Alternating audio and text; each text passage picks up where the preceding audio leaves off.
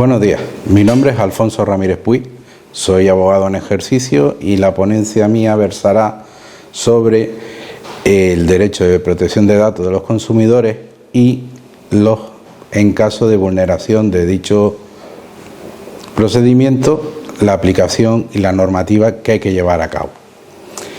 Partimos de la base de que el derecho de protección de datos es un derecho fundamental, está recogido en el artículo 18.4 de la Constitución y es un derecho independiente de la intimidad del usuario. En este caso, lo que establece el 18.4 de la Constitución española es que la ley limitará el uso de la informática para garantizar el honor y la intimidad personal y familiar de los ciudadanos y el pleno ejercicio de sus derechos. Es decir, aquí lo que se va a proteger es la información que concierne al usuario frente a terceros, la disposición y el derecho que tiene a que esos datos sean tratados como el usuario quiere que sean tratados. Bien, la sentencia pionera sobre este procedimiento, que tuvo oportunidad de pronunciarse por primera vez el Tribunal Constitucional, es del año 93. Y en dicha sentencia, que es de 254, del 93, del 20 de julio, lo que viene a definir es lo que he explicado hasta ahora, que es totalmente independiente del derecho de intimidad. Es decir, si bien está recogido en el mismo precepto, el 18.1 establece el honor y la intimidad personal de la persona, en este caso, el 18.4 lo que viene a exponer es el derecho que tenemos nosotros sobre nuestros datos. Es decir, el poder y el control sobre mis datos personales, el uso y el destino que se le vayan a dar a dichos datos. Bien, con esa finalidad de garantizar ese derecho fundamental es por el que sale el reglamento de la Unión Europea de la protección de datos. Dicho reglamento es de ámbito de aplicación en toda la Comunidad Europea y por tanto afectará a todos los países de dicha Comunidad Europea.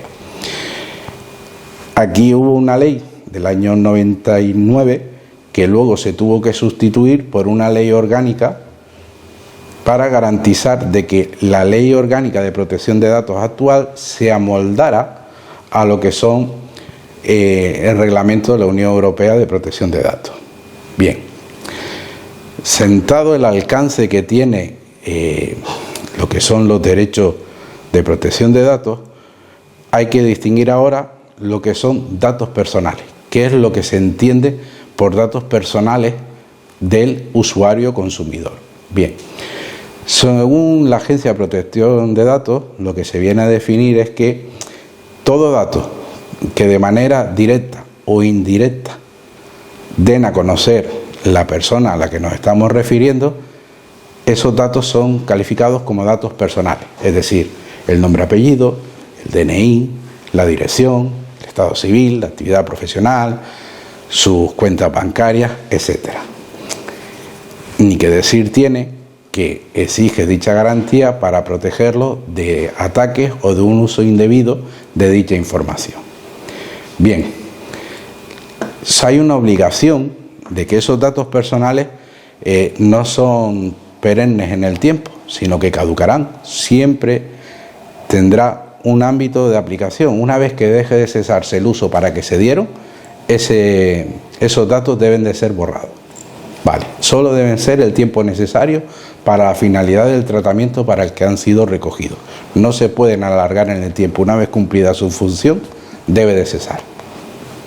Vale, en este caso, sabiendo lo que es el alcance del derecho de protección de datos, lo que son los datos personales, lo que habrá que ver ahora, qué empresas o qué personas físicas o jurídicas son las obligadas a cumplir con la ley de protección de datos. Esas personas serán calificados, los que adquieren la obligación de tratar dichos datos, se les llamarán responsables de un fichero tratamiento. Es decir, serán los encargados los que recopilan esos datos y el que darán el uso para el que el usuario o el consumidor quiere que sea destinado. En este caso tenemos los trabajadores autónomos, las comunidades de propietarios, las comunidades de bienes, las sociedades mercantiles, tanto pymes como grandes empresas, las administraciones públicas, los organismos públicos, asociaciones y entidades sin ánimo de lucro. Bien, una vez sentado lo anterior, lo que hay que definir ahora, ¿qué es lo que tiene que hacer el responsable de esos datos con la información que se va obteniendo? En este caso, los datos deben de obtenerse de una manera leal y lícita. No puede mediar el engaño porque entonces estaremos hablando de una actividad ilícita. Los datos deben recogerse con fines determinados, explícitos y legítimos. No tiene cabida que se me diga a mí que es para concertar, por ejemplo, un préstamo hipotecario y que luego, a raíz de dar esos datos, me venga por otra línea publicidad o concertar seguros y eso porque ha manejado la sucursal, en este caso, mis datos.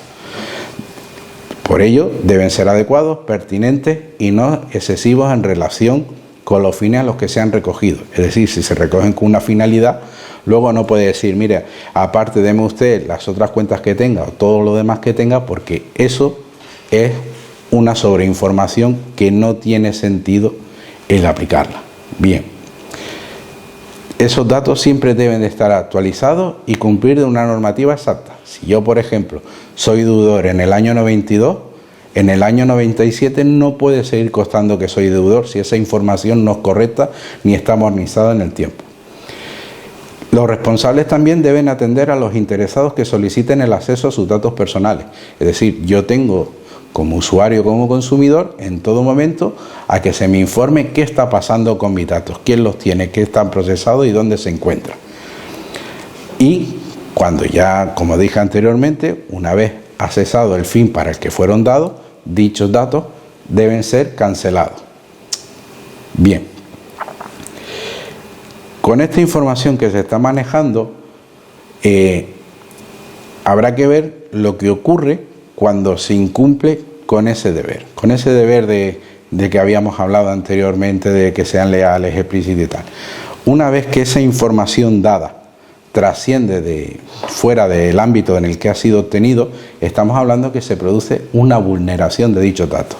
Es decir, que hay una brecha de seguridad, una alteración o violación de la seguridad que ocasione que esos datos caigan en manos de terceros, sean destruidos, se alteren, conservados o tratados de otra forma.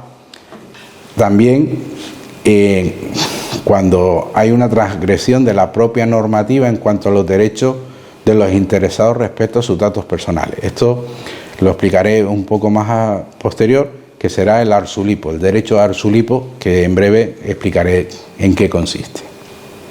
Bien, los tipos de vulneraciones que pueden ocurrir pueden ser, por ejemplo, de forma accidental. Es conocido el caso que se llama el caso Idealista. Idealista.com es una página que se dedica al negocio inmobiliario, y una vez ocurrió que los datos que cedían los usuarios para la compra de bienes de manera indirecta se enviaban por correo, a la vez que a la entidad bancaria correspondiente para conocer los datos de financiación, si era posible darle el crédito o no. Lo que hizo, a su vez, se lo enviaban a un tercero. Y entonces hubo esa vulneración de protección de datos, puesto que otras personas conocían los datos personales de esa persona y el estado de financiación. Realmente, como se actuó con la diligencia debida y se paralizó de inmediato, al final no hubo sanción. Pero sí es cierto que dentro de la casuística es bien conocido este caso. También puede ser por culpa o por negligencia. En este caso, y aquí apunto en la presentación, la sentencia 4660, es decir, de 2021. Y esta sentencia lo que viene a versar es que un tercero se hizo con el DNI de otra persona y empezó a concertar créditos con entidades distintas, y la entidad que otorgó esos créditos no tuvo la debida diligencia y cuidado para que comprobar al menos que dicho titular era el que estaba concertando el crédito. Y entonces lo que vino a acordar dicha sentencia es que hubieron dos infracciones graves.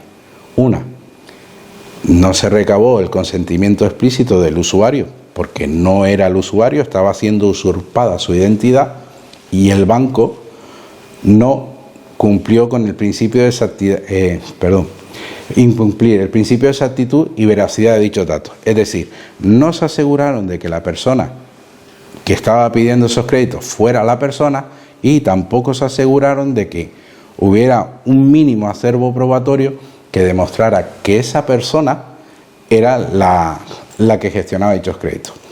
Esto terminó al final en una sanción de 80.000 euros, 60.000 euros por vulnerar el principio de exactitud y veracidad de los datos, y el segundo por no recabar el consentimiento del causado.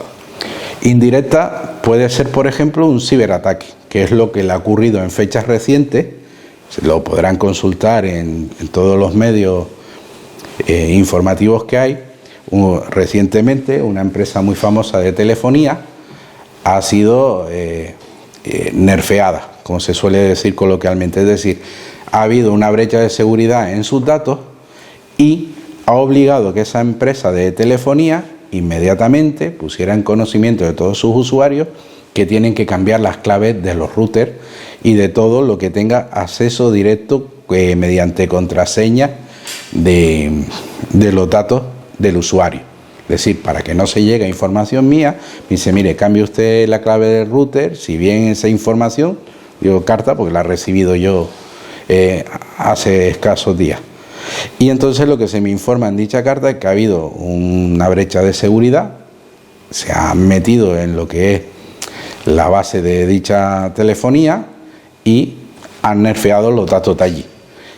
Según me han informado en dicha carta, no ha habido problemas en cuanto a mis datos, pero sí me aconseja, como medida de precaución, que cambie todas las claves de mi dispositivo para evitar que ese ciberataque se transmita y pueda finalmente recabar mis datos. Bien, o bien también dicha vulneración puede ser directa, es decir, que yo mismo me haga con unos datos, la empresa se haga con unos datos y los use para una finalidad totalmente distinta de la acordada. Suele pasar muchas veces que se recaba información diciendo que a lo mejor es para un préstamo, como expliqué anteriormente, y al final termina llegándonos publicidad porque han vendido nuestros datos a una empresa de publicidad para que nos invadan a publicidad. Bien. La forma de proceder ante esa vulneración de datos es, como he dicho, que ha hecho, por ejemplo, esa empresa de telefonía. Es decir, si eres el responsable del tratamiento y ha sido de manera inconsciente, lo que hay que hacer es automáticamente cesar dicho tratamiento y eliminar los datos personales correspondientes. Podemos ser denunciados, ¿cierto? La empresa. Si se debe esa vulneración de datos a una brecha de seguridad, entonces lo que habremos que hacer es lo que hemos dicho antes, llevar a cabo las acciones necesarias para frenar la brecha.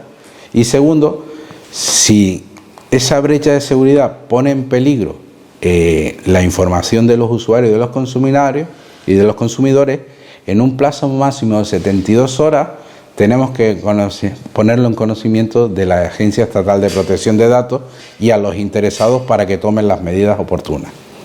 Si esa vulneración de datos se produce por el encargado del tratamiento, al igual que en el caso anterior, tiene que notificarse la responsable y, sin dilación indebida, dicho responsable puede llevar a cabo la notificación a la Agencia de Protección de Datos y a los usuarios. También se entiende, y lo dije anteriormente, que existe una vulneración de la normativa cuando no se cumplen los derechos del usuario. Arsulipo.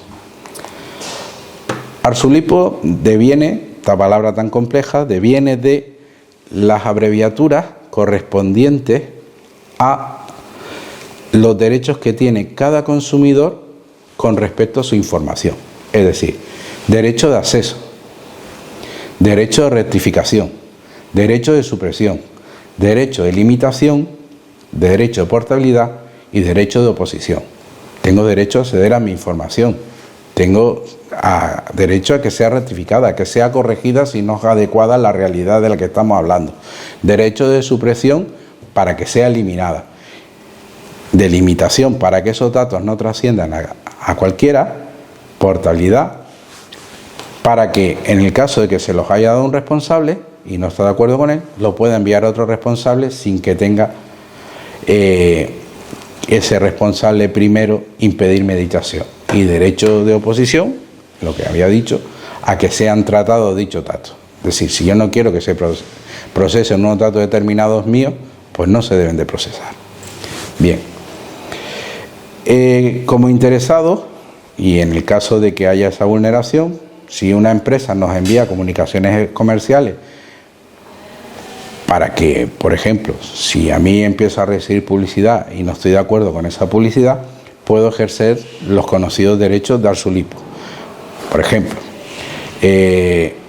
tengo derecho de acceso y que dicha empresa me facilita a mí qué datos conocen mío y qué datos tiene o no. Ese es el derecho de acceso que estamos hablando. También tengo que decirle, no, mire, elimine esos datos porque yo no le autorizo a que siga teniendo esos datos. Y todos los responsables de dicho tratamiento están obligados, evidentemente, por el derecho de Arsulipo, a que se me facilite dicha información.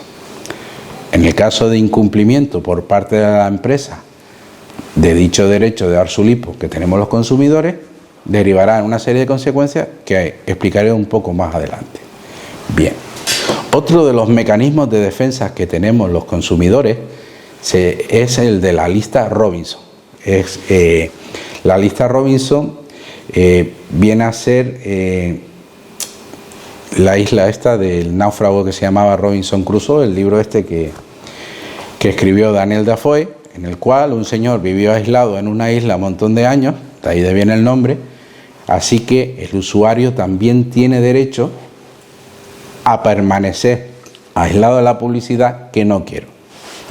Es decir, en lo que me viene a proteger la lista Robinson es del acoso publicitario ese que muchas veces recibimos a horas intempestivas, el llaman y no cuelgan, el que es publicidad, el que esto, y yo no quiero figurar o que se me llame en eso. Lo que debo de hacer es incluirme en dicha lista Robinson. Dicha lista Robinson se hace directamente por internet y simplemente hay que facilitar los datos, y como las empresas están obligadas por ley, puesto que la Ley Orgánica de Protección de Datos en el artículo 23.4 lo establece, dicha empresa, antes de empezar ese acoso entre comillas que llamamos, lo que debe de hacer es asegurarse de que no esté en esa lista Robinson.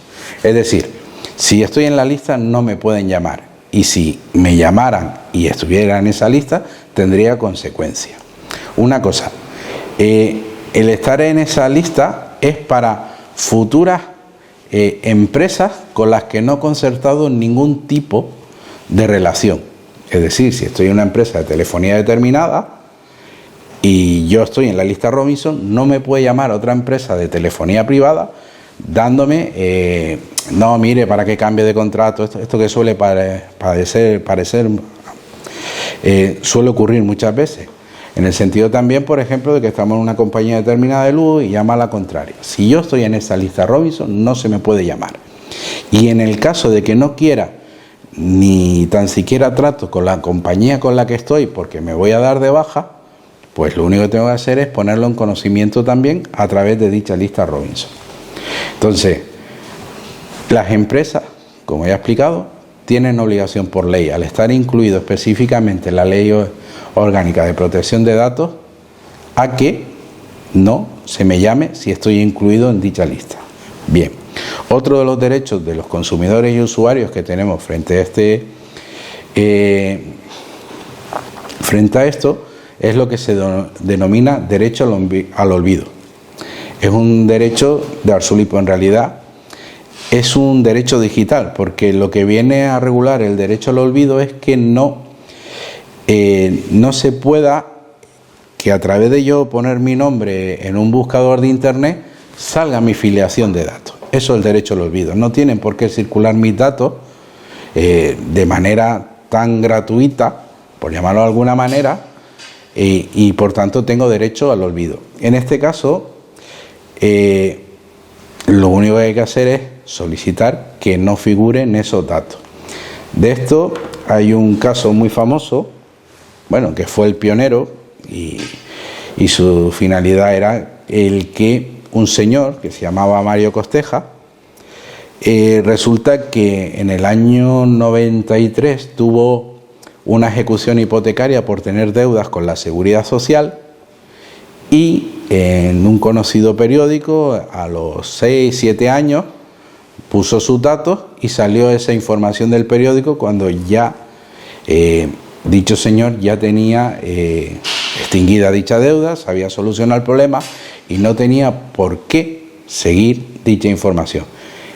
Digo que es el pionero porque este señor elevó la consulta a la Agencia de Protección de Datos, esta tú ves a la Audiencia Nacional y finalmente se pronunció el Tribunal de Justicia de la Unión Europea dándole la razón a este señor a los efectos de que todos los usuarios de Internet tienen formularios en línea para que los buscadores tienen formularios en línea para que las personas que quieren ejercitar ese derecho al olvido no tengan por qué trascender sus datos. Bien. El derecho al olvido evidentemente tiene unas limitaciones, porque si la persona afectada es un personaje público, evidentemente por la trascendencia que tiene de ser personaje público, no se le puede aplicar. Tiene también que no tenga un interés histórico dicha noticia. Y hay que tener en cuenta también que la sentencia del Tribunal Supremo del 545 de 2015. Esta sentencia lo que viene a exponer es que dos hermanos que eran drogadictos en su día tuvieron vínculos con un político muy famoso y tuvieron una pena de cárcel muy, muy grande, vinculada al político, salió en todos los medios, tuvo una publicidad y resulta que más de 10 años después de ocurridos dichos hechos y estar plenamente reinsertados en la sociedad, aún a día de hoy, dichos datos de esas personas con nombre y apellidos siguieron trascendiendo y eran fácilmente localizables en Internet. Esta sentencia, la que estoy diciendo, la del Supremo 545/2015, es lo que obliga ahora a que los medios de prensa pongan las iniciales de las personas que detienen y no los nombres y apellidos. De ahí es donde se sentó este precedente. Bien. Lo que viene en definitiva a acordar el Supremo con esta sentencia, que también sería ratificado posteriormente por el Tribunal Europeo de Derechos Humanos, es que unas personas sin relevancia pública y careciendo de interés histórico, que siga apareciendo esa información a lo largo de los años, no resulta amparado por la libertad de información. Es más, es muy lesiva y dañosa para la persona perjudicada, que no tiene por qué soportar que una información ocurrida en el pasado siga trascendiendo en la actualidad a día de hoy. Bien,